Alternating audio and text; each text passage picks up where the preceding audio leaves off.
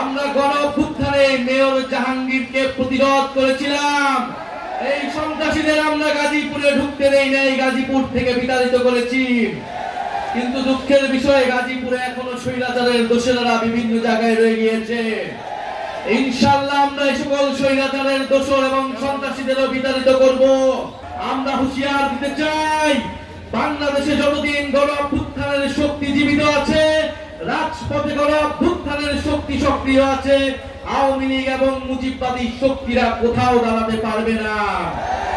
গাজীপুরের শ্রমিকদের মধ্যে আমরা কিছুদিন পর পর অসন্তোষ দেখি, কারণ তারা ন্যায্য মজুরি পায় না।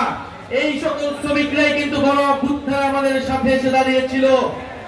আমরা সে সকল শ্রমিক ভাইদের জন্য কাজ করতে চাই। আমরা টাঙ্গাইলে কৃষকদের জন্য কথা বলেছি।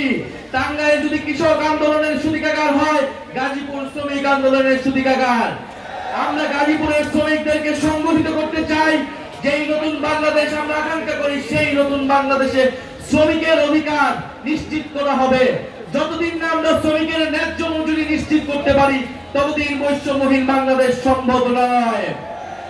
এই গার্মেন্টস শ্রমিকদের, আমাদের ভাই বোনদের, তাদের ন্যায্য মজুরির পাশে দাঁড়ানো, তাদের সন্তানরা শিক্ষা পায় না, আবাসন পায় না, তারা স্বাস্থ্য অধিকার থেকে বঞ্চিত, সেই সকল অধিকার নিশ্চিত করা।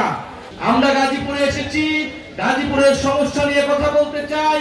জাতীয় নাগরিক পার্টি গণ অভ্যুত্থানের পরে একটি নতুন বাংলাদেশের স্বপ্ন দেখে, একটা নতুন গাজীপুরের স্বপ্ন দেখে। আমরা সেই গাজীপুর তৈরি করতে আপনাদের সহযোগিতা চাই। গাজীপুরকে জাতীয় নাগরিক পার্টি এবং গণ অভ্যুত্থানের অন্যতম দুর্গ হিসেবে প্রতিষ্ঠা করতে চাই। আপনারা কি আমাদের সাথে আছেন? আপনারা কি আলী নাসির ভাইয়ের সাথে আছেন? আপনারা মেজর মাহমুদ ভাইয়ের সাথে আছেন? আপনারা মহিন ভাইয়ের সাথে আছেন? আপনারা শোয়েব ভাইয়ের সাথে আছেন? আমাদের কেন্দ্রীয় কমিটির এই চার কাণ্ডারি আপনাদের গাজীপুরে রাজনীতি করে যাচ্ছে। গাজীপুরের মানুষের অধিকারের জন্য, গাজীপুরের মর্যাদা নিশ্চিত করার জন্য লড়াই করে যাচ্ছে।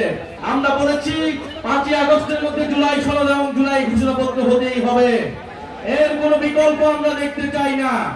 সরকার জুলাই সনদের ঘোষণা প্রকাশ করেছে, কিন্তু আমরা বলেছিলাম জুলাই সনদ সংস্কার শুধু ঐক্যমত হলে নাই, সংস্কার কিভাবে বাস্তবায়ন হবে সেই বিষয়ে ঐক্যমত হওয়া লাগবে। 90 গণ অভ্যুত্থানের পরে রাজনৈতিক দলগুলো বাংলাদেশের জনগণের সাথে, ছাত্রদের সাথে প্রতারণা করেছিল। ত্রিদলীয় জোটের রূপরেখা তৈরি করা হয়েছিল, এই রূপরেখা কোনো দল মানে নাই। ফলে আমরা এবারে কোনো প্রতারণার সুযোগ দেব না। জুলাই সনদ হতে হবে এবং জুলাই সনদের ভিত্তিতে নির্বাচন হবে এবং এর আইনি ভিত্তি থাকতে হবে। নির্বাচিত যেই সরকার গঠন করুক, এই সংস্কার বাস্তবায়নে সে বাধ্যবাধকতা থাকবে। প্রিয় সংগ্রামী বন্ধুগণ, আমরা আশা করব 5ই আগস্টের মধ্যে অন্তর্বর্তী সরকার এবং সকল রাজনৈতিক দল জুলাই সনদ এবং জুলাই ঘোষণাপত্র জারি করতে পারবে এবং আমাদের যে আকাঙ্ক্ষিত গণ অভ্যুত্থানের 1 বছর আমরা সকলে একসাথে আমরা সেলিব্রেট করতে পারবো, বিজয় উদযাপন করতে পারবো।